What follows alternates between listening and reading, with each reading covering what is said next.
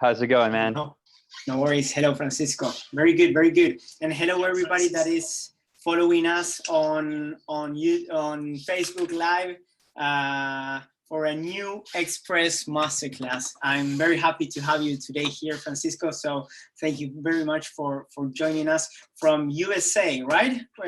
Where exactly are you based? I'm in Boca Raton, Florida, which is an hour north of Miami. Oh, nice area, nice weather around there, right? Oh yeah, man, perfect all the time. I think the coldest it could get, so maybe a couple of days that you might have to wear a jacket if you're walking outside, but if not, then you don't really have to worry about it.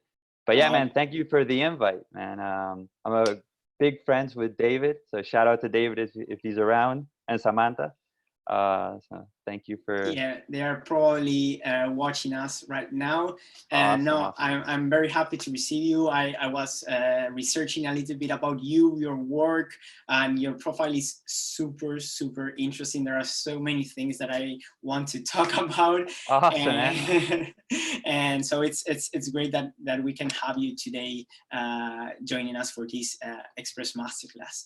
And I know it's a little bit late there, right? What time is it there in Florida? It's 10:30, but it's early in entrepreneur time, so don't worry. Totally. Until how late do you usually work? I have to keep it early to maybe nowadays 1 in the morning because I work also full time.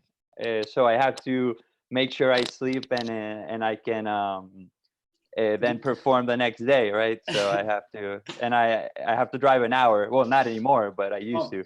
So now I can go to sleep a little bit later. Like yesterday, I went to sleep at 3 because I can wake up and just start working, right? I don't have to really drive, so it's all right. It makes it easier, right?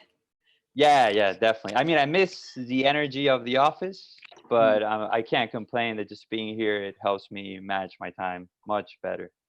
And my energy, like not crashing right while driving. Totally. So no, and it's super important to be able to manage your time, being that you are working for a company full time. Now I'm going to start talking, asking you about that, but also having like a side hustle or a side business that you're working on, and finding the time to do everything at the same time. It's one of the biggest challenges for people that are half-time entrepreneur and half-time working for a company, right? Yeah, man, it's definitely some sacrifices I had to make. I am a big fan of tennis. I played a lot of tennis growing up, and paintball. I was very big in those two sports. Like for me, it was part of my life. And I kept playing it till now. And when I decided, I don't want to get too much into what the project. I don't want to get ahead of myself. But when I decided to do this work full time and do the side hustle, I knew that if I was going to be able to do it, I had to take away some things I did, because the important things for me was to do, to be with my family and to do this. And I'm married, and I'm here with my wife. Oh, my wife is probably hearing us too. Shout out to my wife. But yeah, so I couldn't be able to do everything, right? I had to decide what I was going to do. And priority was, my family, my wife. And then I wanted a side hustle is a big part of my life. Startups has been a big part of my life for almost 10 years now.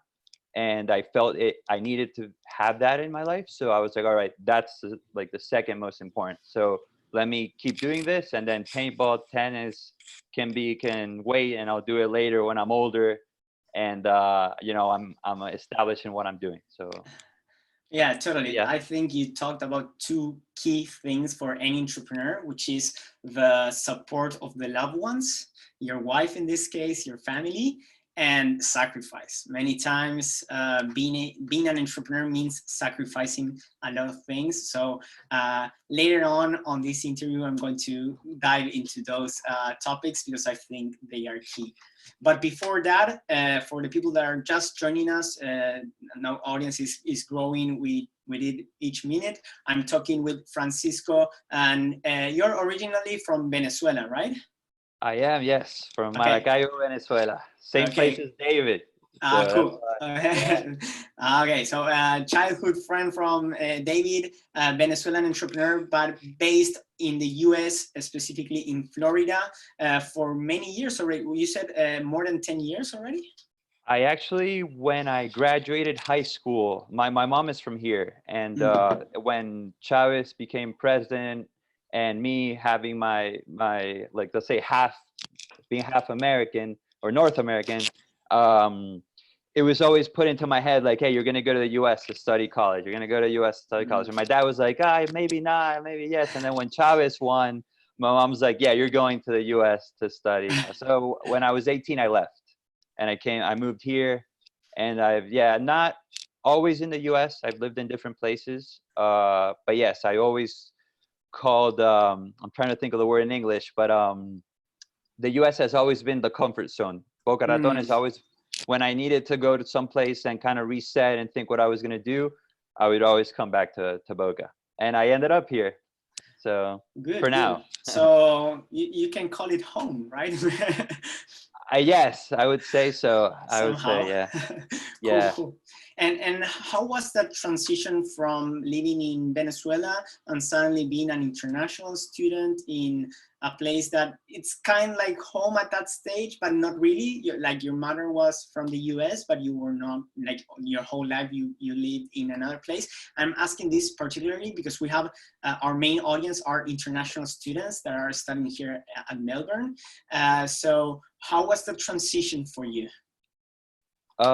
It was, and I probably, if my mom's watching, she's laughing because it wasn't very easy. Not because, not so much the culture shock that came a little bit later, but and I was also kind of used to coming here a lot, but because I first went to a tennis academy and I was Yeah. gonna live there for a year and study in my last year of high school and then go to college after that. And it was bad, man. So it was like I got there and I wasn't very happy, you know. So I was very, and I wasn't very mature at that time, so I didn't know what I wanted, but I know I didn't want to be there. So Yeah. then I moved to Boca like 3 weeks later, and you'll kind of, and this kind of pattern will repeat it in my life where I did things and I wasn't happy and I would just change to somewhere else. Mm. So I moved to Boca and my grandmother lived here, so that made it a little bit easier. And I needed a visa to stay. At that Mm. point, I wasn't a resident yet, and I did English as a second language, and that Oh, helped a lot, man. Actually, because a lot of people from Colombia, some Venezuelans, and I immediately had like a good Colombian friend that I always would hang out with, and that kind of helped with that transition of like, all right, I kind of feel at home now, like I'm belonging here a little bit, and then I started, you know, meeting people, and it kind of helped. And paintball, I started playing paintball here too, and I cool. think activities like that help you Yeah, kind of like meet people. totally. Team activities, sports, yeah, different hobbies, and yeah, and finding people like which with whom you can relate to, and start building that community and feeling part of. It's totally important. In fact, it's good that you mention it. It's one of our key values at Inside is community. That's why we want to create a place where our students feel safe, not only to develop all their mindset and skills and open their own business if they are entrepreneurs, but also finding a place where they can relate with others and connect with others, which, as you mentioned, when you are moving to another country is super, super important. So those first weeks that you arrived there and you were not so good, were you starting to cause some trouble? Because I think I saw a little smile. Were you a troublemaker at the time, or was more emotional? No, no, more, yeah, no, more emotional, more emotional. I'm not, yeah, I'm a pretty relaxed guy in that sense. I mean, Okay. yeah. I mean, I would, plus here, everything, you have to be over 21, and then you got the IDs, and I'm always scared to like, oh, Mm. if I got a fake ID and I get caught, I'm that paranoid type, right? So I'm not that, in that sense, I'm not a risk taker in things where I feel like I'm like breaking the law. It Yeah. always felt like uncomfortable for me. So Mm. Good. so No, I no, didn't. it's good. It's good. And what about in business? Are you a risk taker in business? I've become a risk taker in business. Okay. There was always the joke with my business partner that he was the risk taker and I was kind of the conservative guy, and that we would kind of like, he would pull this way and I would put this way, and then we would end up in the middle somewhere.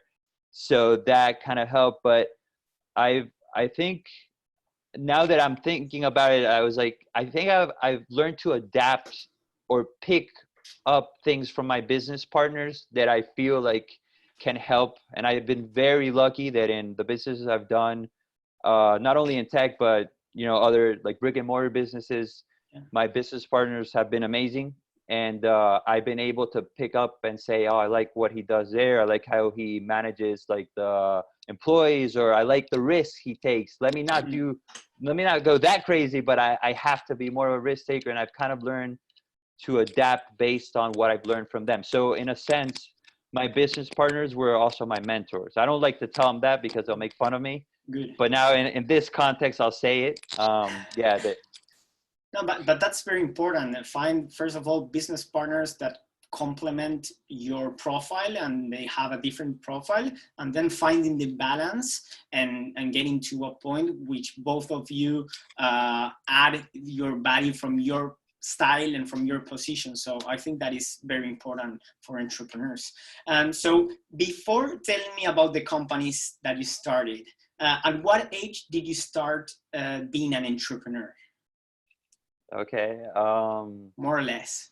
Yeah, no, I think I was, I'm trying to think. We did a photo booth. I was, I don't know, man, like 23, 24, I would say. So pretty young, because I went through, I did some research on you, and for me, it was super curious and interesting that you're an economist. Then you studied, you did I don't know if a major or a postgraduate degree on law, and then you became a tech IT developer. And in the meantime, you were always an entrepreneur, or tell me a little bit about your process from economist, law, or a kind of lawyer to IT, and at what point were you an entrepreneur, or were you an entrepreneur throughout the whole journey? Gotcha. Okay. Yeah. It's a long one, man. I'll warn you, but I'll keep it short. I'll try to keep it short. But I had no idea what I wanted to do. I actually remember sitting down in the admissions office with my mom, and we had a piece of paper with like all the types of majors in business, because business was, I guess, the general thing I could do. Couldn't go wrong with that. And she would be like, finance. I'm like, I don't know. And we kept going, and we got to macroeconomics, and I had taken that class already in one of my first semesters. This was when I had to declare a major. Sorry. So here in the US, you have to first do like 2 years of general studies, and then you have to choose a major, or you can do it before. But so that's when that part was going on with my mom. And then we got to macroeconomics. It's like, oh, I like that one. She's like, all right, why don't you try it? And so I did economics. I did pretty well. I was a pretty good student, and so I just graduated. Many awards, right, as a student? I did good, man. Yeah, I did well. But I didn't like it. I just felt like that's what I had to do. I wasn't. And this is, I think, something that helped me a lot as well. My parents never like told me like you have to be an economist, like, or you have to do this. It was kind of like I just did it, and they were there to support me, right? So I finished that, and I didn't know what to do. And they're like, well, why don't you keep studying? And in fact, when I was in college, I did semesters abroad in Spain. So I was in Valencia, Spain. I did 2 summers there, and that changed my life. In terms of as a person, I felt I became more extroverted, more confidence in myself. I learned that traveling was amazing, that I liked being in different places, and kind of I enjoyed the culture shock. And so after I finished economics and having done that, I said, I want to do something international. I thought to myself, like, I could be like a diplomat or something like that. And I felt like my profile should go that way. And one of my good friends was researching, studying in England. And I was like, you know what, man, I think I'm going to go with you. And he said, at the end, he didn't do it. And I had applied. And then another friend that at the time I didn't know very well said, you know what, I'll go with you. And let's go to the same college. So we went to the University of Birmingham. And I did a master's in international business, because international business is, you know, international. It means I'm going to travel. Business is what I studied. So it made sense, man. When I was there, though, I got into my head that I wanted to be a lawyer, that a law was the next logical step to becoming a diplomat. After doing that, and I didn't feel that international, although I met amazing people and I had like great professors, it was mostly like research. I had to read a lot of books. I had to digest the information, write essays. And very I did have academic. Very academic, man. It taught me how to be an academic. And one of the good things, though, was one, I went to that school with who would become one of my business partners throughout further along. And then, so we became very good friends there. And the other is, there was like a ranking system, and the best students would go to to China and somewhere else I can't remember. So I was like, oh man, I want to do that. You would do like your dissertation there. And I didn't get it. I was like, so, but I got a call from the director, and she's like, we have an opportunity for you to study in Russia. We've never done it. You would be the first person to ever go. We don't know what's going to happen when you get there. You want it. I was like, yes, let's go. So they're like, we can only pay for your plane ticket. You have to pay for the rest there. It's like, I'm very fortunate. My parents were like, yes, do it. No worries. We'll pay. So I went, and that helped again to like that whole, like getting used to different cultures, a new experience, having to go through that. And it was crazy in the beginning, man. It was another world, especially I can imagine. the first building where I was supposed to live was, wow, I was scared, man. And coming from Venezuela, but then they moved me to a student dorm, and it was amazing experience what I went through. So again, another international experience. I was like, this is me, man. I'm an international person.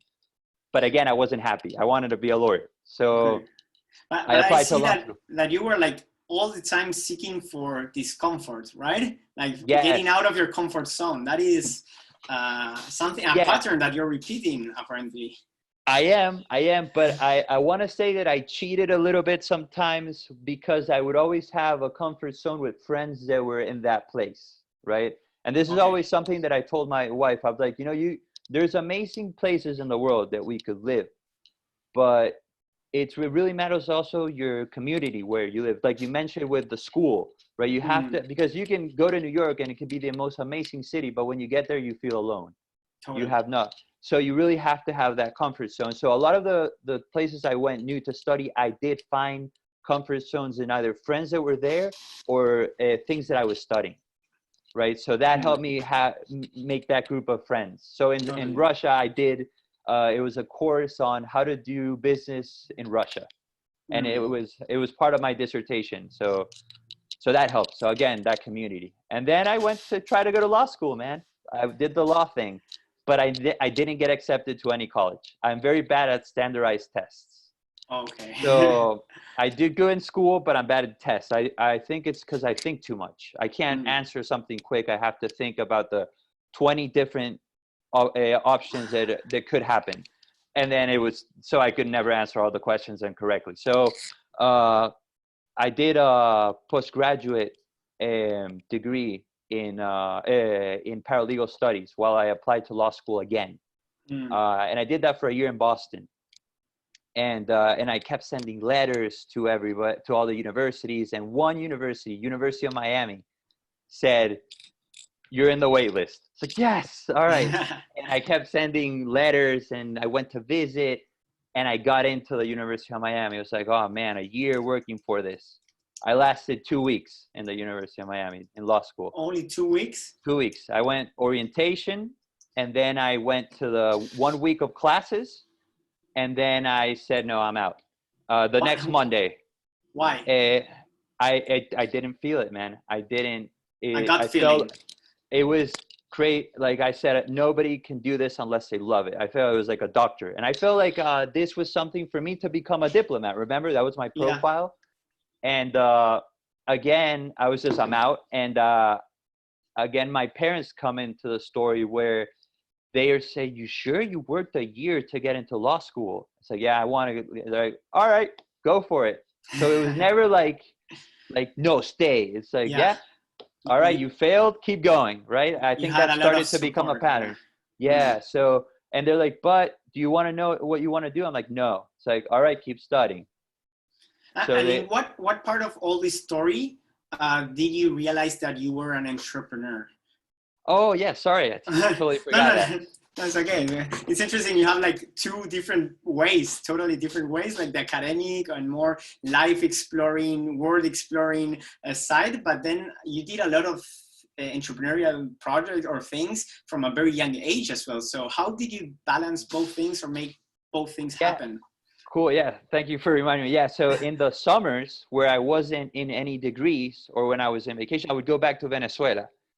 And I had two great friends. One of them actually studied, like they were like, one studied with me in Birmingham. The other was my in the wedding, the best man in the wedding. I was his best man in the wedding. So like we were really close, and we always would have crazy ideas and thinking of things to do. So we would start a project, and the bad thing, and if they're listening, they're probably saying, yeah, but you never stayed. And it's true.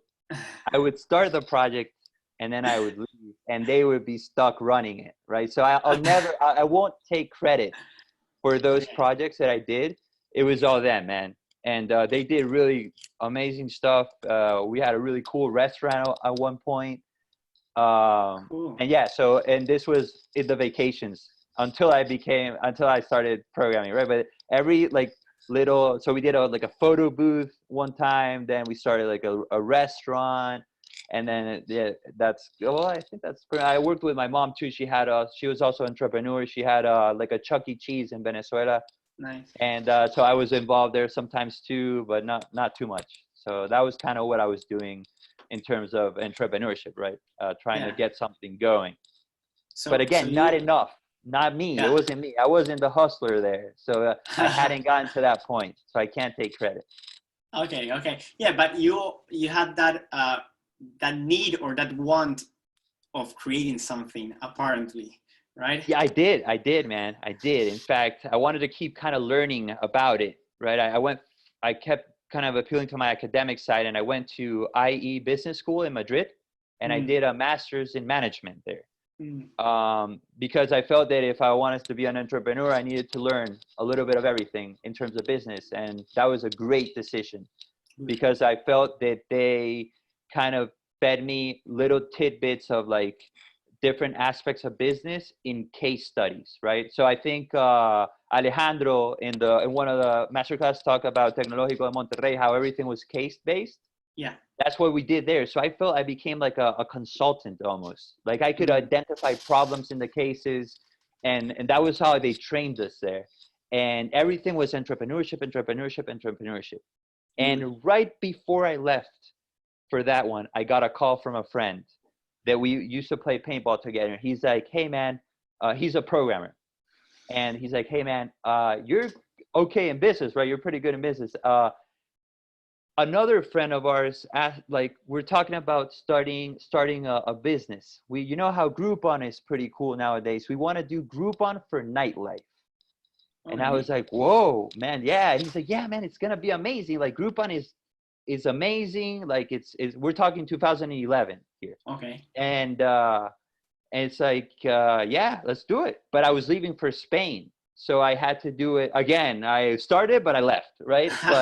But this one, I did keep going because I was in an entrepreneurship school. And everything that I would learn, I would think, how can I use this in bottles? Bottles was the name of if I didn't mention it before, sorry. Bottles with a V. Okay. And then but when we were there, we were always talking how we would do it. And then we had to do an entrepreneurship project. And when we got together in our teams, I told everybody, hey, I'm working on a project back home. Do you want to do it here? And you help me, see if it can become a reality. So we worked on it in Madrid, and we would go through the bars and asking people if they would be interested. So it was like, that was my first actual deep dive into trying to find out if an idea would work, and I had to pitch the idea, and it was a great experience. But again, it was. But then then it got real, right? If you want, I'll go into that part, because that's when I want. What do you mean by it got real? Like, yeah, I understand you were working on it in a safe environment, which is university type of work, and then reality. Tell me a little bit about that.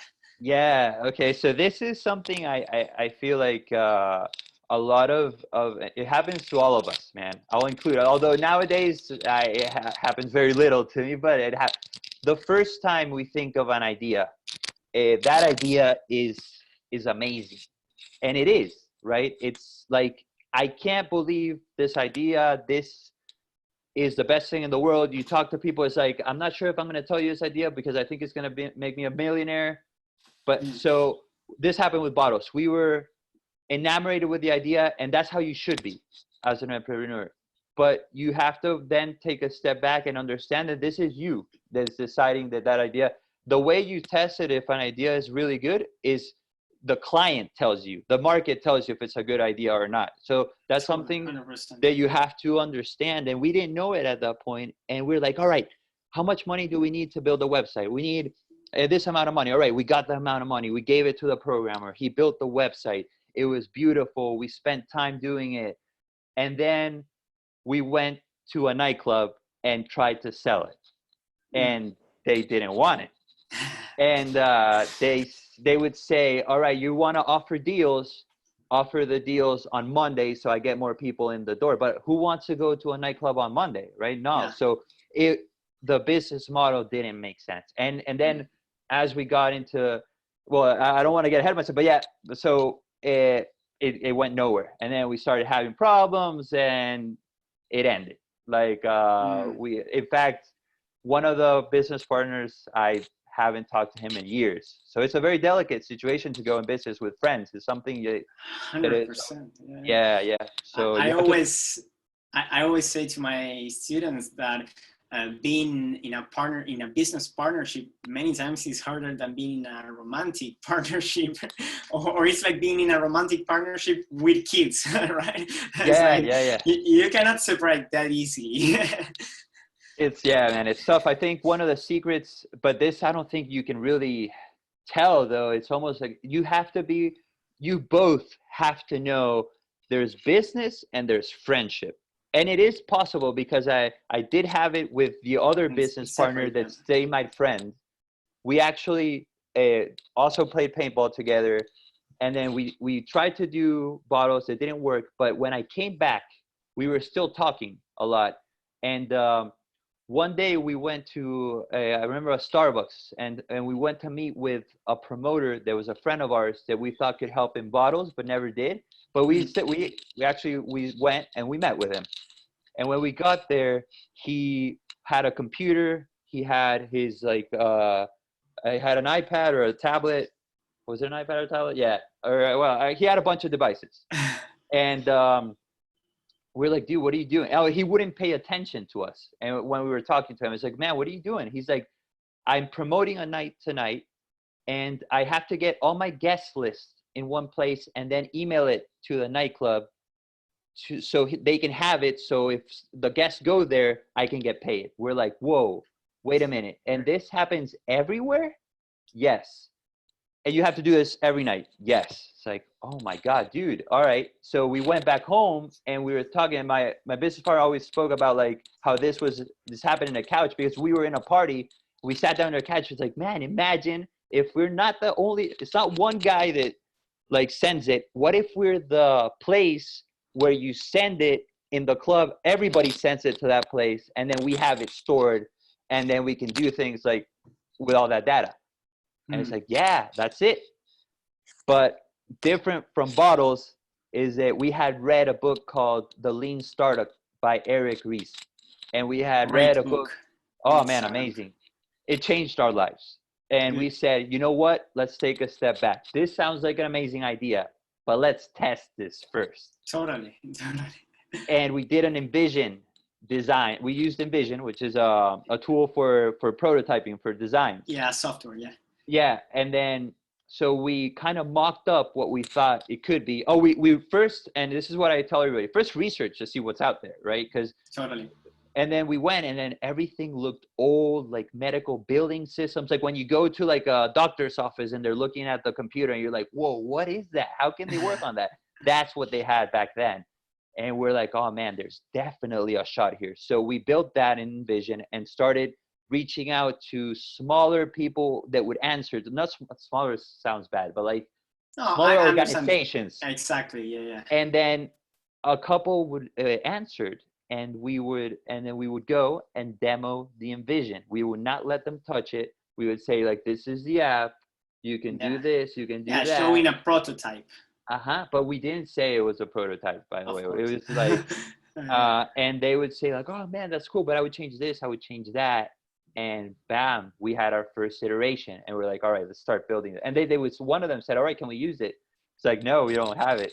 So we have to actually build it, and we'll let you know. But that's great. You found a problem, and you started testing with a prototype, or not even a prototype, just with the idea, but sharing it with possible clients. And you end up, in fact, receiving kind of a purchase offer, or people interested in really paying money for that type of solution. So you validated the idea, basically. We did, yes. But it wasn't quite enough, though. That was good. And I think that's the start. That's how you have to do it. But things really changed because and I think I should explain that part first, is we were two guys. My business partner would program. At the time, I didn't program. I would just be going city from city online looking for nightclubs. And I made a list of 2,000 nightclubs in the US while he was programming. And I would try to stay awake with him. And like I was there, and we would be in a room, in his second room with no windows. And we called it the pit, because it was just, we were in the pit all the time. But when things really changed is when we went to a networking event for the first time. So we had built a kind of like a beta, and we went to a networking event, and we started talking about the product. And Miami at that time was, let's say, like in their early teenage years of like tech development. So we had access to everybody that was doing cool things here in Miami. And they heard about we were doing, and being from Miami, that's a great nightlife city. They were like, wow, this is amazing. And they were like very interested. And we left the networking event, and we got an email. It said, we're going to do a pitch night, and it's going to be themed of nightlife. And we want you guys to pitch, and we're going to have another app that's going to pitch that it's an app that you could order drinks from your phone, and it would be ready, or you can gift a drink to somebody else. So it was two apps that were coming in the nightlife space. So for when we did that pitch, there was people in the audience that knew other people. And just to make a long story short, from that, we ended up with an interview from Pando Daily. And then we also put up the, put up the project in Hacker News. And we were in the first page of Hacker News. And we started getting all of this media, man. Like I remember one time we were looking at our site, and it was like 1,000 users connected at that particular second. We were like, we didn't have even one person connected at one time before that, right? It was the so power crazy. of networking. So important. So important. If we wouldn't have left the pit, that catalyst wouldn't have happened. And then from that, also networking, one of the guys there, which was pretty big, like in tech, he organized events like a super conference here in Miami. He's really a great friend as well. He put us in touch with a promoter in one of the biggest nightclubs in Miami. And that was our first taste of an actual like real use case. And it wasn't like a small thing. It was like a really nice nightclub. And we got there. And I remember also at the time we were kind of flirting around with working with another big nightclub called Live. here as well.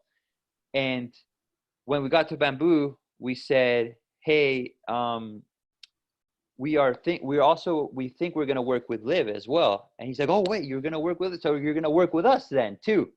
So we kind of created this little like demand competition, right? And what happened in Bamboo was the guy also kind of like felt, and this is I think very important, he felt empowered with the product, because we were two young guys that didn't know anything about nightlife.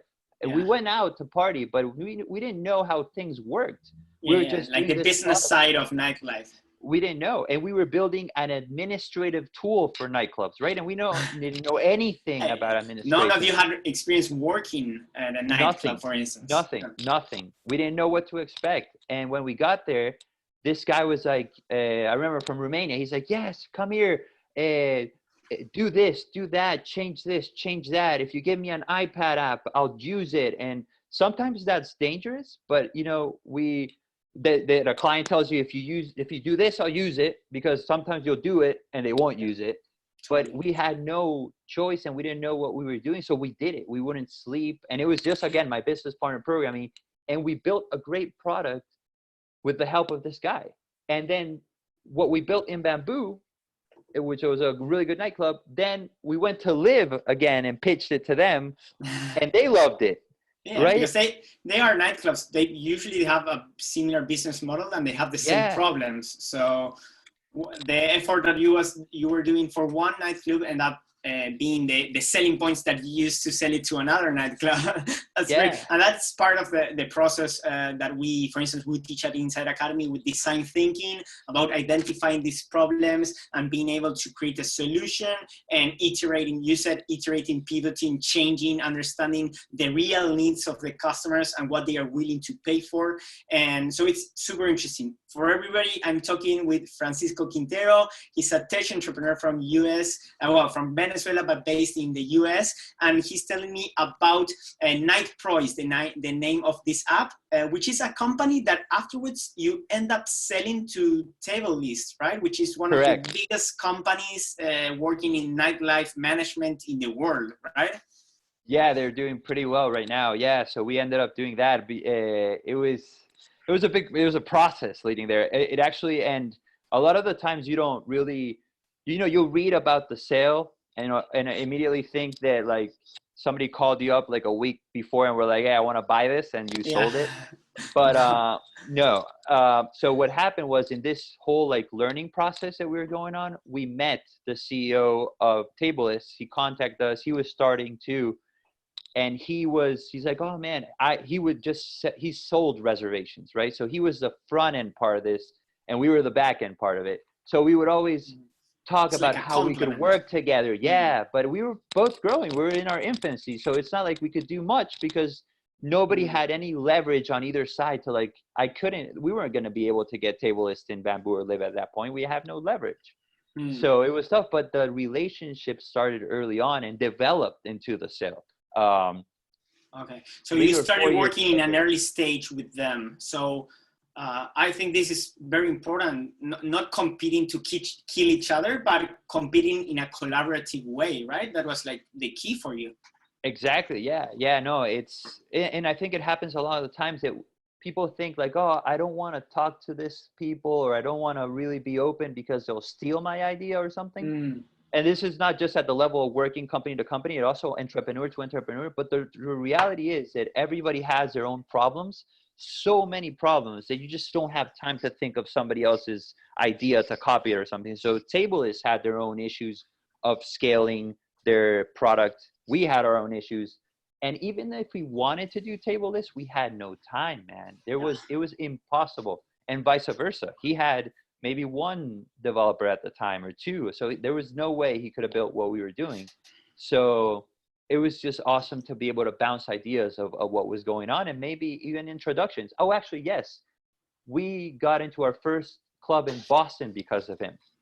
That's great. So you ended up sharing customers even. Yeah. We would always, and yeah, the front end part of nightlife was a tough one because there's a lot of brand that goes behind it. A lot of in the door, you can't get in. There's a lot of So there's a lot of friction, and that's what also made our administrative tool particular. So it was hard also to try to get them in. So it was, again, a learning process to see how we can get them in the door as well, right?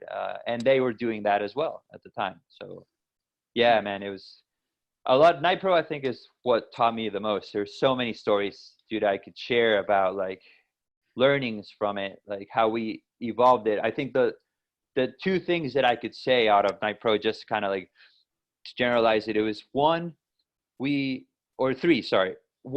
became really close to our customers. We were there some nights with our like suits in the door to try to understand what was going on. Good. And then like really experiencing it. Yeah, because we didn't know what happened in the nightlife. Yeah, right? You really need, if it's your main business, you need to understand how it works and be the expert in the field. Exactly, everything. Yeah, towards the end, I would have demos and I would like recommend things to the people I was talking to. But yeah, then the second thing is try to build that relationship. So what we did was, and this was pure luck. I'm not going to tell, we can't take credit for this. We were one day in Bamboo as well. And they were like, you guys, you have this app. You guys do websites and you do tickets as well? It's like, yeah. All right, why don't you do it for us? And we're like, really? And that's how we discovered our real revenue generator, the one that really was the money maker for us. And it was pure them asking for it. And it was like kind of getting entrenched in their whole process. So we were very much a part of what they did. And we tried to do it in every nightclub that we had. In fact, we worked live in the Fontainebleau, and I keep saying those two, but they were like our biggest clients starting. So most of the stories are there. And they were in a hotel, and the hotel wanted to expand revenues. So they wanted to do events. So they said, hey, would you do ticketing events for us? So suddenly we were managing the nightclub and we were managing the tickets for the hotel. And then at one point they offered also to do the restaurants, and that's where we missed it, man. One regret about that is we didn't have the resources to be able to do restaurants as well. Our main competitor did, and now they are killing it. They're doing it's good. Open Table? No, they're called 7 Rooms. And at the time, Open Table wasn't that good in terms of their UI. And our UI and 7 Rooms' UI in terms of assigning tables was so much better. So people were wanting to use us for the restaurants in the same, and what 7 Rooms end up doing is that they would say, all right, we manage your nightclub, we manage your restaurant, we manage your hotel. Now we're going to manage the data in everywhere. So now if somebody goes to your nightclub and then goes to eat in your restaurant, you know what they spent in the nightclub. So a data ecosystem, amazing data ecosystem that provided so much value that they just, to the point where they told us at one point, like, you can keep nightclubs, we're going for restaurants. And we missed it. Yeah, the restaurant market is way bigger, I think, than nightclub. Yeah. So sorry, I interrupted you. You were mentioning the 3 key learnings from Night Pro, which one was really knowing about the market, becoming an expert about the market, and being there next to your customer to really learn how their business model works and how the industry works. The second one is nurturing those relationships, because they will end up asking you, you will see their problems and ask you for features that then you can incorporate and make them your selling points. And what is the third one then? The third one, man, and this was something that we decided between my partner and I, but man, it paid off so much. Always be a gentleman. And what I mean by this is, like, we had so many opportunities to talk about the competition or in a bad way or do bad things. So like, and we would always not talk them down, but talk ourselves up. And I remember at the beginning, there was a nightclub forum here in Miami that when we announced that we launched, and there was a player here in Miami called Venue Driver, and they were in Live, they were in all the cool places, and the guy answered like, you know what, don't even waste your time, this market is taken, it's like owned. And we were like, all right, challenge accepted, thank you. Well, at one point, Venue Driver, we, again, being gentlemen, not talking bad about anybody, we went to a convention and we went out to dinner with another competitor. it was focusing on your strengths and not talking shit about the rest. And then what happened was that our CTO became so good friends with Benny Driver's CTO that when they got acquired and only worked for I can't remember the group, so they went specific to a group, they referred all their clients to us. Amazing. They were like, you know what, guys, we think you guys are amazing. Like, you know, every client that is not part of our group, we're going to refer to you. And dude, it was amazing. Like, and it was, again, because we were trying to be friends with anybody, but again, not that we're going to let them screw us, but we're not going to be the ones to throw them under the bus, right? But again, I think it's very similar to your relationship with TableList, is competing in a collaborative way, as you refer to it as in a gentleman way, and not in a destructive way. I think this new generation of entrepreneurs, or at least I think many entrepreneurs now, are starting to think more in a collaborative way of competition. In fact, there is a term called co-petition, which is the collaboration between competitors. And in your case, you mentioned it many times. It was key for many of your growth steps. Yeah, man, it was amazing. I mean, if it wasn't for other people, word of mouth, we wouldn't have grown the way we did.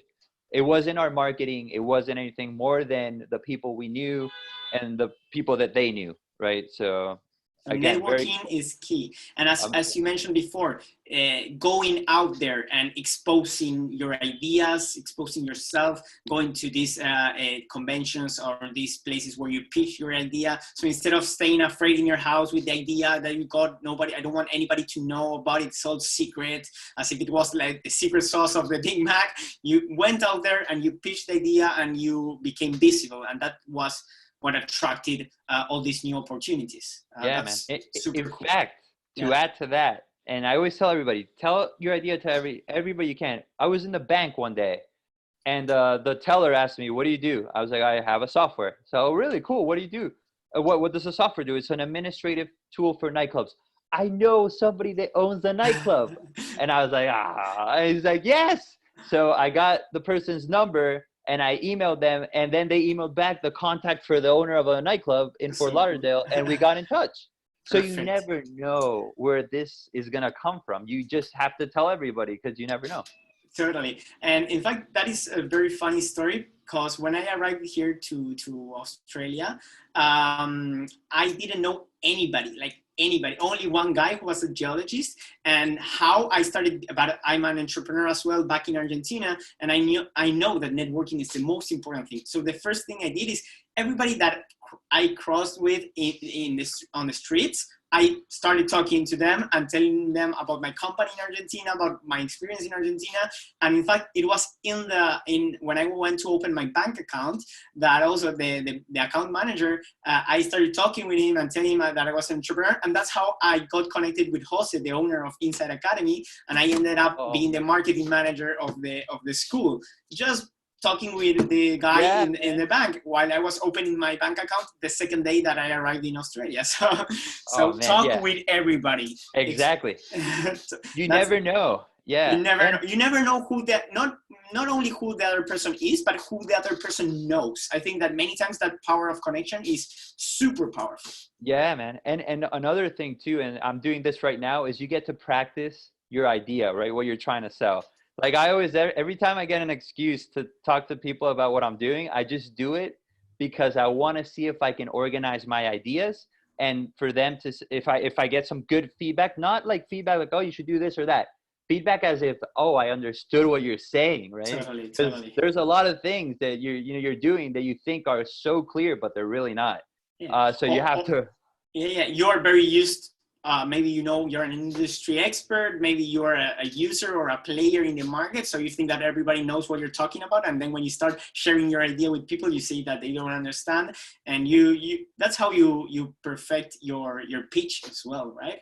Yeah, exactly. And how you practice it to make it sound as natural as possible. So I would like to know a little bit more, how was the process where you sold the company? So you found an exit. Were you looking for an exit from the company, or you wanted to make it grow? How was that process, and how did it end up happening? Yeah, okay. So, and this is kind of weird how this happened, man. But like, and I think this is another teaching of this. It got to a point where we had built a relationship with nightclubs, and we had some brand awareness, like people knew who we were, and we were always in top of mind when they were looking for solutions. But we Sorry, weren't. before you continue, were you working like full time on this? Like this was your main means of living? It was, but I moved to Venice at the time. I was dating my wife, and I moved to Venezuela. Mostly it was for my wife. I didn't tell her at the time, but I did because I could work remotely. But that helped tremendously because we weren't making a lot of money to make full-time ends meet. But because I lived in Venezuela, I could. I was getting paid like 300, 400 bucks a month, and I would live like a king over there at that time, and I would work full-time. And this was the tricky part of the business, and I think this is something to take into consideration for future projects that somebody's thinking about. We had really good brands and nightclubs behind us, but it was difficult to charge them. It was difficult to get money out of them, right? We didn't make a lot of money, but we had a lot of data available to us. We had a lot of things available, which has value as well, right? Yes, but we couldn't really monetize. We weren't that good at it, right? I think that's a problem that we had is we were not afraid to really charge. And we were, because our industry was so limited in terms of market size, it was tough to get investment, and we were really bad at raising money. Okay. Right? And what happened was the guy from Table wasn't bad at raising money at all. He was really good at raising money and at charging people. And he was like, guys, you guys got a gold mine. And I know what to he didn't say it at the time, but he was like, let's do this, right? And we were desperate, man, because at that side of the business, we didn't know what to do. And it came at a perfect time where then we started negotiating, and this was another learning. They made it seem like they really didn't need us. Right? Like it was something like, wow, we're doing it. Yeah, they didn't have interest. Almost like as a favor. Yeah, I get it. When they bought us, like the first night that we were there, it was like, all right, everybody, our strategy is going to be all revolving around Night Pro. It's like, oh, dude, we should have asked for more. But yeah, we were in a weird situation, so it also helped a lot. You never know at that point, right? Yeah, so it really helped tremendously, man, because we were working like 24 hours. It was crazy, the hours, man. Like, and we would have clients like in China and Ireland, and so I would have demos like at 3 a.m, or we would be like in Christmas, and then suddenly the server would fall, like would crash, and we would have to stop everything in Christmas and go and work. So it was a tough situation. So you kind of sold more out of necessity than really wanting to sell. Okay. Yes, man. Yeah. And it guaranteed us a full-time job. The guys were super well funded, and we had room to grow. And it gave us like the infrastructure that we needed to get this thing going. And now they were super excited to do it too, and use their network to do it. So totally. So what would you do different if you went back on time? What would you do differently? There was a point where we should have raised money. There was a point where like the big dogs were calling us. Big dogs, I mean the nightclubs. We had like huge nightclubs calling us, but we didn't have the resources to be able to handle all the stuff we needed to do for them. If we had the money, we would have done it. And it would have been another story. And I think we were too, you know how those stories that you hear about people that say, I asked 31 times, it was on the 31st time that I got the money. Yeah. We maybe asked like 3, right? Okay. Only we 3, were, yeah. Man, you need to keep going. Yeah. And somebody's going to say yes. And they said yes to Tableless. They could have said yes to us, right? And to 7 Rooms as well. We were the only ones that just stayed on our own trying to bootstrap the thing. We would have raised money, and would have been a different story for sure. And we wouldn't, if we would have been afraid to charge as well. we were too conservative to charge. We didn't feel So we you added were value. kind of lacking more like a commercial side, right? Yes. At that Commercial, point. yeah. At that point, you learned from me. Now you got to pay me. Yeah, now you charge first. Yeah. But Good. unless you're like my really good friend, if not, I don't charge. You know what I do?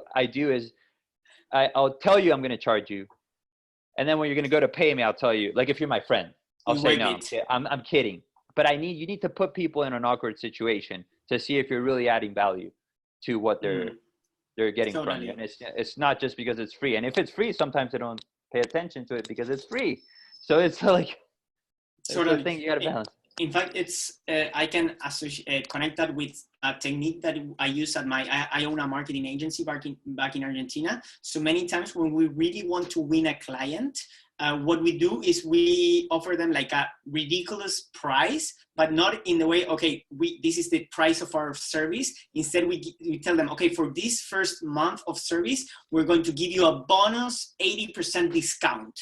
And it's like the bait to capture them. And then in the next month, when they see the results and they see the outcomes of the campaigns, they say, okay, now the full price is this one, and we are able to charge them. But if we started with a proposal with that super low price, first of all, they would say, hey, why are you charging me this ridiculous price? And second of all, then I won't be able to raise the price. So that's totally as you said. Agreed, man. Yeah, that's a good strategy. Yeah, discounts, and then that was a discount, man. Now this is the price. Yeah. It was a first purchase bonus. Yeah. Plus, there's like this quality price kind of like relationship, right? Where if it's like cheap, it's maybe not that good, right? Yeah. So you gotta learn to kind of balance that out, trying to gauge your market there. I remember. Yeah. Go ahead, man. Sorry. No. I was just saying that at least psychologically, you think maybe it's not too good. When you see that it's very cheap, you doubt. Even maybe it's the best product in the world, but you have some sort of doubt. But sorry, I interrupted you. What were you going to say? Oh no, I was going to say that I remember in a podcast I heard one time that it said like the perfect price is like an uncomfortable yes. Where they're like oh well, yeah, okay, let's do it, right? It's like, oh man, I got it right there. Because if it's like a quick yes, it was too low, right? And if it's a no, obviously it's too high. So it's like trying to find that little. Obviously, I'm not the best at that, man. I'm always, but now it's one of the things I'm working on right now is trying to price adequately and try to just not be afraid, right? I think it's handling, not being afraid. Very important. So tell me a little bit about, do you have some more minutes? It's already an hour, and I know that you're very busy and it's very late back there in Florida. So, man, I love talking about this stuff. We can talk. And plus, I've been working too much the last 2 days, so this is like a fresh air for me. A little rest. Okay. Yeah, I'm good. Tell me about your current company, and not your position, but the project that you're working on, a Coach HQ, right? Yes and no. So yes Coach HQ was Coach HQ was the company that came after Nitro. We decided this was something that my business partner wanted to do. Like he felt like coaches. They were like, he was buying programs and the coaches were selling it in Excel. And we were like, oh man, we could probably do something there. And he was always like obsessing with it. And when we were a year into Tablelist, we had already like transferred all our knowledge. Like it was like, we really didn't really need to be there right anymore. And we felt like we wanted to do something different. Like our vesting had almost been done. So it's like, all right, let's do it, man. Like, we left and we started Coach HQ shortly after that. When that happened, like when I was living in Venezuela, I proposed to myself that I was going to learn how to program. And kind of like a theme that I had been following all the time with Night Pro is that I tried to pick up little things that would help my business partner make his life easier. And I always felt that I wasn't good enough because I wasn't programming. This is something I don't think I've ever said this out loud, but I felt like I'm not as important. And this is not true. It's just me being self-conscious because totally. You have, everybody has their role and everybody can do well in what they do, right? You don't have to be a programmer. I don't know. I think maybe that's my subconscious say you got to learn how to program. So I went to a coding boot camp when I was in Venezuela and working for a table list. They were paying me enough, and I had so much like blocks of free time because I did demos and trainings that I learned how to program in that time. I was doing like, I don't know, man, like 6 to 10 hours a day programming for a year in like 2015. And then in December, I started programming in table list. And then I think it was like June, we started working in Coach HQ. And now I had some experience for like the last year programming on my own learning, and now a little bit of professional experience. And my business partner was like, hey man, let's program this together. And I was like, oh my God, what an honor. Cool. Let's do it. So there was like another side of what I could do now. I could be the tech person. And I think that led to, yeah, I think, but that was a mistake though, too, of Coach HQ in my case. I told them, I'm like, dude, I don't want to talk to customers. I just want to program. I was like obsessed with programming. You wanted to change your role. Well, why do you think it's a mistake? It's one of the things I regret about Coach HQ, because I felt that in Night Pro, both being always in the meetings and learning about the clients helped really understand what we were building. I mean, I couldn't give you like into year one of Coach HQ, I couldn't do demos because I didn't know what the web app looked like, because I was doing the mobile apps, the hybrid apps. I didn't know what we were doing really. I was just like head down building, but I was learning. So it wasn't bad for me in that sense. But if we fast forward to the end of 2018, which is when I think it's when Coach HQ really kind of ended, is when I started talking to clients. And I realized there was a lot of things we were not doing for them. We forgot about them. That was one of the biggest mistakes in Coach HQ. We forgot about our clients. We were just building products. We were saying, this is cool. Let's build it. Let's add a chat. Let's add a nutrition. Let's add. So we kind of lost that whole lean thinking mentality. It's funny because this is a mistake that you had also with Bottled, right? Yeah. So you repeated, you came back to having the same mistake. Okay, yeah. But that's how you learned. You learned the hard way. Exactly, man. So then I started kind of talking to these clients, and they were all like leaving, man, because they were mad that we didn't fix things. Like it was crazy. And it was, again, pure luck. I was in a trip in Colombia with my wife's family, and one of like a professional paintball player uses Coach HQ to coach his clients. Yeah. And we were like, oh, professional paintball. This. So he wrote in the chat and nobody answered. And I waited another day. Nobody answered. I was like, oh man, I better answer. So I answered, because it was a professional paintball player. Yeah. I answered. And he's like, hey man, nobody can sign up to the app. I was like, oh my, nobody to sign up for the app? Really? Yeah.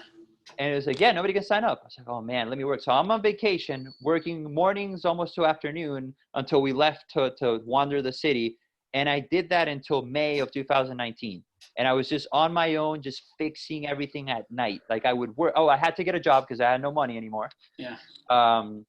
We ran out of money. So Coach HQ, we had an investment off the bat. I think that was also a mistake. Sorry, I'm just throwing things out there. No, it's okay. It's okay.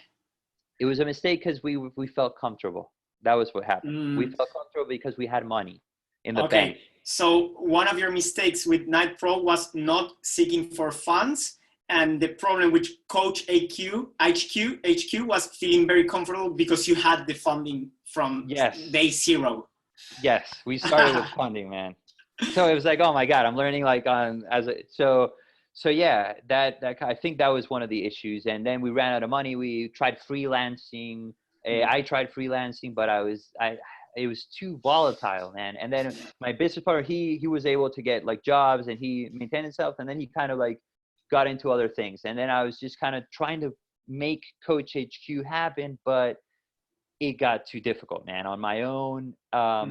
And what was going on was also that we built it in Vue.js and Vue 1, and Vue had migrated and had like breaking changes. So it was too difficult to maintain. So I decided to put it in like a coma where it worked, but I was gonna keep like thinking of what to do. And while that was happening, I was talking to clients, I started noticing that that coaches didn't have good websites.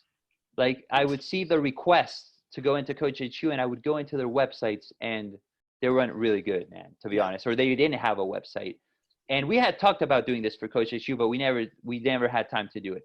And then I started also following some coaches on Instagram, and I would notice that they would post stuff on their bio. They use like there's a product from Melbourne actually called Linktree. They would use that a lot, and they would change it up, and they would put things that didn't make sense, and they would use a form from like lead pages, and they were not doing it very nice looking. So I started to think to myself, like these coaches sometimes use our platform, but they're always looking for clients, but they don't always have it in Coach HQ. So Coach HQ, sorry, I should have said it before, is a program delivery platform. So a coach makes a program, they sell it to a client, the client reads it on their phone, enters a result, the coach gets it on their phone, can comment, can chat, and it starts like a cycle between coach and client and program delivery. But it's kind of a CRM for coaches? Yes, it had that functionality, but the main functionality was being able to deliver programs. Okay. Fitness programs. Fitness. Okay, the very delivery, specific. Yeah. Okay. Yeah, so like lose weight in 20 days. And they would send the program to the client. The client every day would log in. For that day, they had the information. Perfect. Which is pretty cool, man. And a lot of people were interested. We had, I think, a good model. But again, we didn't pay attention to clients, but I did notice that about coaches. They were not always using our platform, but they're always looking for new clients. It sounds logical, but it was going on. And then I started to think like, it was not only coaches in fitness, but it was like, I had a friend that reached out to me, 2 friends. One was a venture coach, and he said, hey man, can you help me with sites? I had helped him before, build me a site. And then another friend that does drone photography, he's like, man, like, what should I do to build a site? And I started to think like, oh man, should I? And we had toyed about this, like I said, but then I started asking about what they really wanted to do. And they just didn't know how to get online. They didn't know how to get their business online. And also that was what's happening with coaches. And then I had a call with another coach, and I asked him one day, like, he stopped using Coach EQ, and I'm like, dude, why did you stop? He's like, I didn't have any more clients. Oh, okay, but you still. So I started to think like, maybe we were just focusing on one little part of the business, and we were leaving outside so many other things. And not just in fitness, but now a venture coach asked me, like, drone photography. And I started to think, what if, like, Shopify exists, Wix exists, but it seems like it's not doing the trick to help people. Like in Shopify, I do see a lot of good, it's a good option to sell like t-shirts and products. But for people that are trying to sell their services and are not very like, know a lot about tech, it's hard, man. Yeah, they feel scared as well. And many times they don't want to focus on that. They just want to focus on delivering the class and that's it. They're good at coaching, right? But they're not good at tech. It's So I said to myself, like, man, in Coach HQ, we're focusing just on like the delivery. What if I said, well, let me divide a business into parts. Like, you got to reach your client. You got to show them what you have. You got to sell them what you have. You got to deliver what you have. You got to now keep their information. And while they're not your client or they're not buying from you, let's restart the whole process with this information, right? Can we build a platform where it does this? And you're probably going to say, or somebody's going to say, oh, but you're trying to do everything. That's bad. Yeah, but what if I simplify everything, right? What if I give them just a little bit they need to sell? A little page where they sell, check out, you get the money.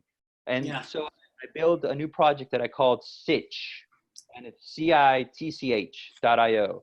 And if you're wondering about the name, it's because if you write out convert into change, that the words, the first letters, so convert is a C into into change. Change. Okay. And what I want to do with this is help people convert their clients, help my clients convert people into changing a particular skill.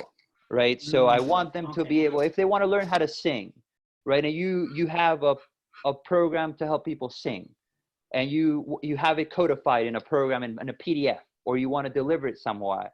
I give you the whole platform. So you have a site, like a Linktree kind of a deal, e-commerce, a CRM, but very simplified. So I can also go in there and help you kind of build it. So it's like a hand in hand, like human, but automation as well. So I want to kind of, I think I discovered after Night Pro a passion of wanting to help people get into tech, a lot of people started approaching me of like, hey man, you did this already. What do you think about this app? What do you think about that? And I liked it, man. And people sometimes would say like, should I give you like any shares? No. It's part of the story. I enjoy listening to how you approach your idea. And I want to be part of like your brainstorm. I just enjoy it, right? And I think some people would be like, dude, what's wrong with him? But I just like it. And then this matched with Sitch, because what I do is I'll contact, like, for example, yesterday I onboarded 2 coaches, and I'm like, dude, you know, you want to help design the site? I'll help you. Yeah, we have a site generator in Sitch, but it's like in a beta stage where I go in and still kind of do a couple of things because I want to learn also the restrictions of the app. And again, keep very close to the client. So that helps me as well. I'm like, I'm your personal designer, programmer, but at the same time, it's because I want to try to automate my work as well, right? Totally, so it's like understand all the processes, being able to standardize and automate whatever process is repetitive, right? Something like that. Yeah. And identifying the weaknesses. Yeah, exactly. So I've been doing that for like the last 8 months, man. So I work in a company as a front-end developer from 9 to 5, and then I go from about 6 or 7 to around 1 in the morning in Stitch. And my clients know that I do this at night. And by the way, my full-time work is also in a startup. And this is a startup where 2 brothers started it 8 years ago and built it, and they just sold it as well. And now I'm part of a team that's going to grow from 14 people to 50.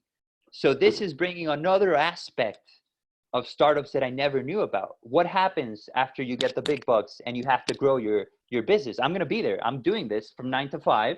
So from 9 to 5, I'm working in a startup that's growing to be a big business. It's like the future, the future of Stitch. Exactly. And then from 6 to 1 in the morning, I'm doing the first part of it, right? So I get to see what the future looks like. That's great. You learn the process of scaling without putting the risk of your own money, your own project in the line.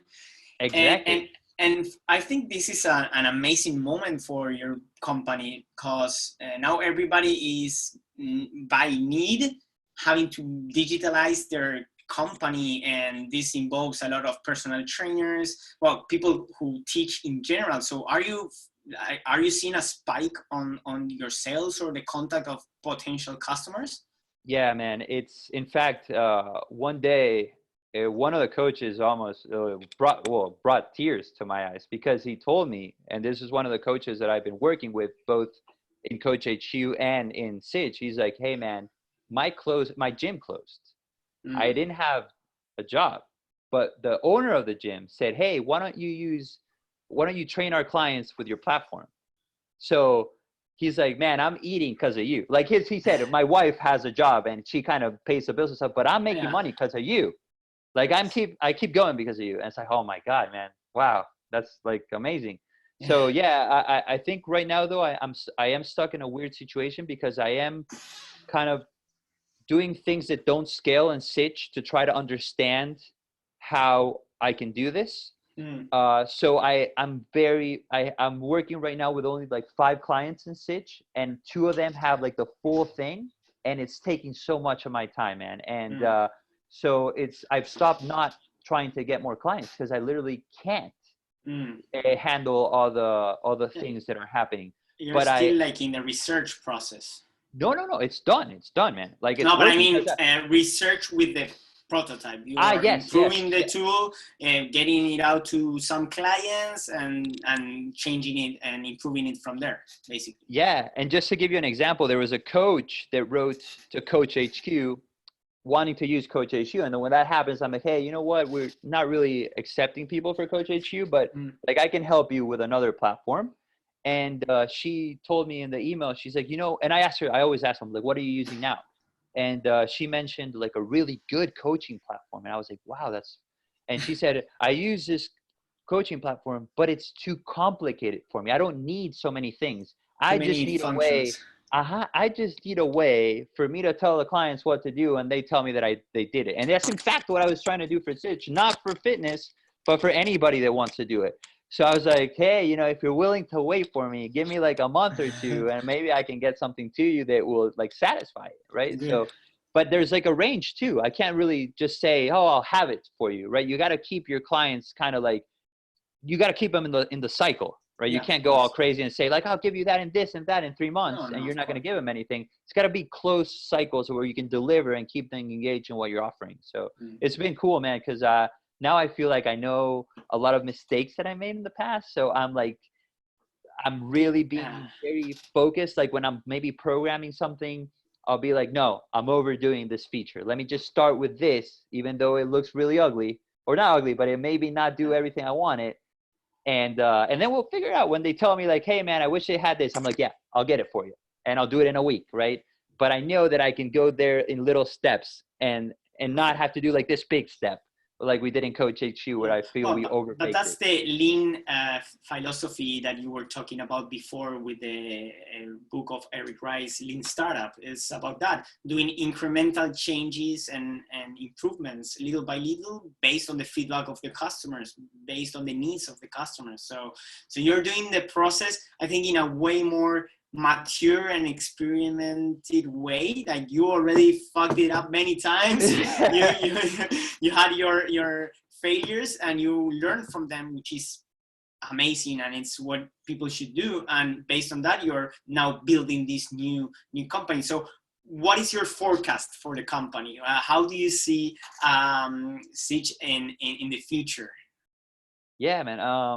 Well, one thing I do want to add, I am feeling mature about all the things I know, but I'm afraid like every day.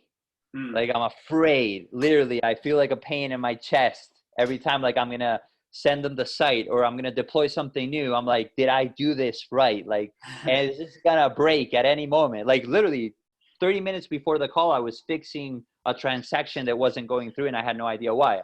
Thankfully, I fixed it. But yeah, it's like and I'm by myself now, so it's me. But Yeah. any case, going back to the question, I'm I'm trying something new. I really like what I'm doing in my company right now in my 9 to 5 company. I feel like I'm in a position where I can learn a lot, and I have a good salary. So what I'm doing is I take money from there and I'm able to pay everything in Sitch without a problem. So what I want to do is I want to start scaling Sitch on my own to where the first objective is to cover the costs. Short Okay. bursts I want to do.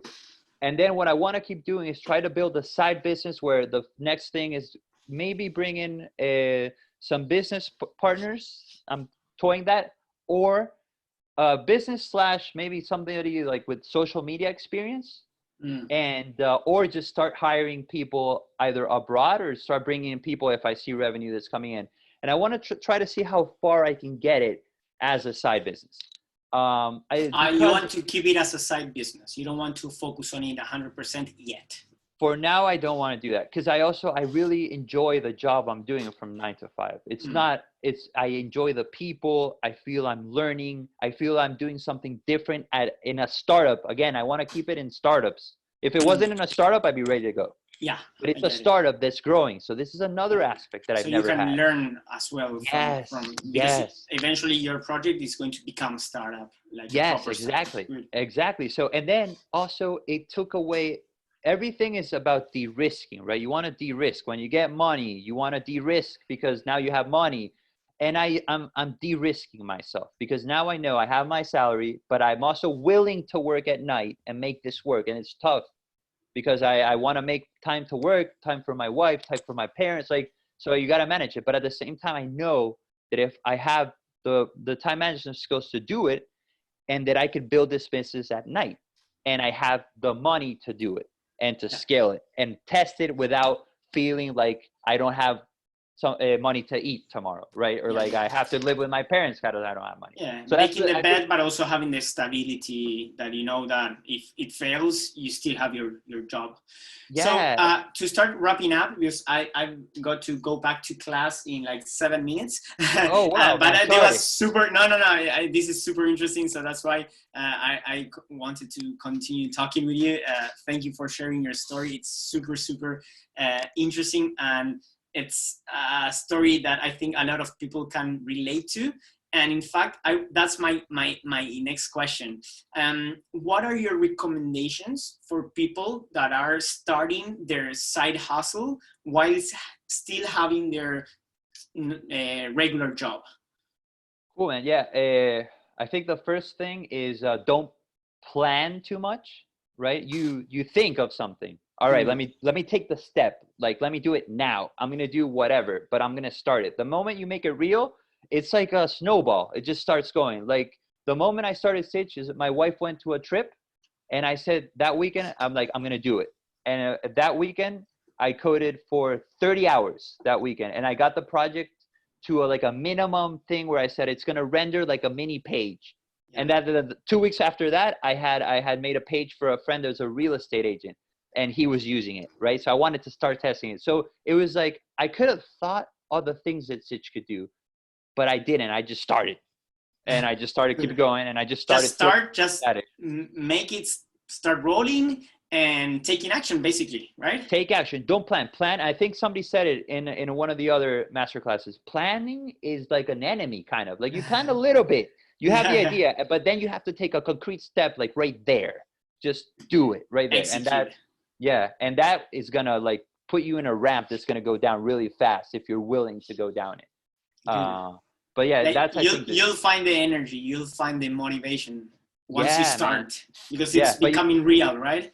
Yeah, but if you plan it, it gets in your head, you'll never start because you'll always find little things you still have to make perfect before you start. Totally. That's your enemy. Okay. And I think that's the key because you have your job, so you really don't have to do it, right? Yeah. So of course. You're comfortable.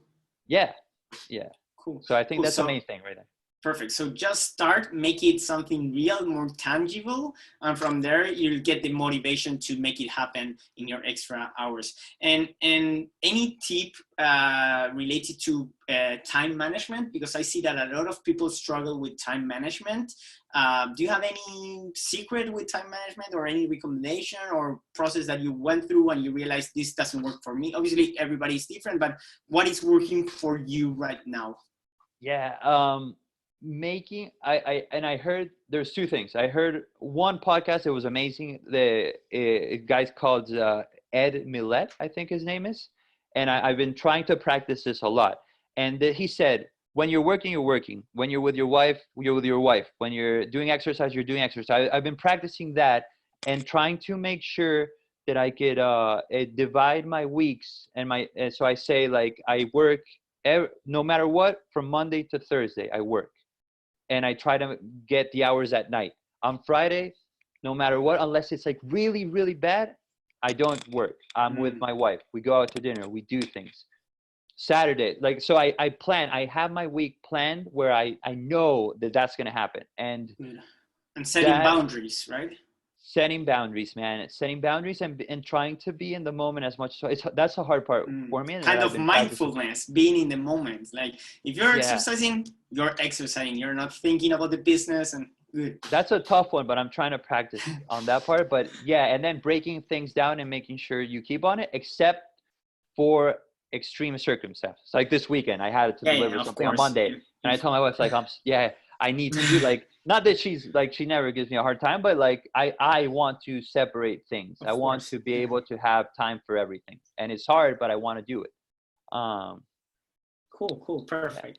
So yeah, setting boundaries and planning ahead your week, knowing when you're going to have the time to do the project. So yeah, like putting it as a task in your or as a block in your agenda, and blocking it for that, working on the project and really working and making the most out of that time. Because you have only so much time that you can work on the project, so making the most out of it, right? And it's going to be tough. Don't think that I'm like this person that's always like happy doing it. I work with like pains of like, I don't want to do this, or my head is hurting, but I'm like, I got to finish this, because if I don't do it, nobody else is going to do it. So I better just do it right now, because maybe in 10 years, it's not going to like, hey, maybe, you know, I'll have kids and now I don't have time. So do it now. So be able to sacrifice other things to do it now. And so you have to be passionate about your project, because if not, then you might not want to do it. Good, great. Well, Francisco, thank you very much. Some of the keywords that I take, or the concepts that I take from this talk, are understanding that you need support from your environment, friends, family, wife, or spouse in general. Understanding that sometimes you need to sacrifice things for the bigger goal. Persistence. I can see that you're a very persistent person, that even if you had some rocks on the road, you continued and continued until you accomplished those goals. And I think that you're very passionate as well. So being passionate about not only doing, but learning through the process, and making that part of your project. And also I can see that you're always seeking for discomfort, which is key in every entrepreneur. So yeah, thank you very much, Fran, for the interview. I really enjoyed it. I hope that you had a good time as well. My pleasure, man. Yeah. Sorry that I need to leave, but I have my students waiting for me. No problem, man. Thank you for the invitation. Thank you for the invitation. Hi to David and Samantha. Thank you. Yeah, they are saying all love. Also, Jose Alonso, the owner of Inside Academy, is also joining the live. Also sends his greetings. David as well. So we had a really good audience throughout the whole live. So you'll see their full video afterwards. So awesome, thank you very okay. much. Have a great night. I hope that you can rest or finish working probably on your project. And well, thank you very much for joining. And it was a pleasure to have you. Likewise, man. Have a good one. Okay, thank you. And for everybody, thank you very much for joining us. Drop us your like or your comment. And yeah, see you next time. Bye, friend. See you, man.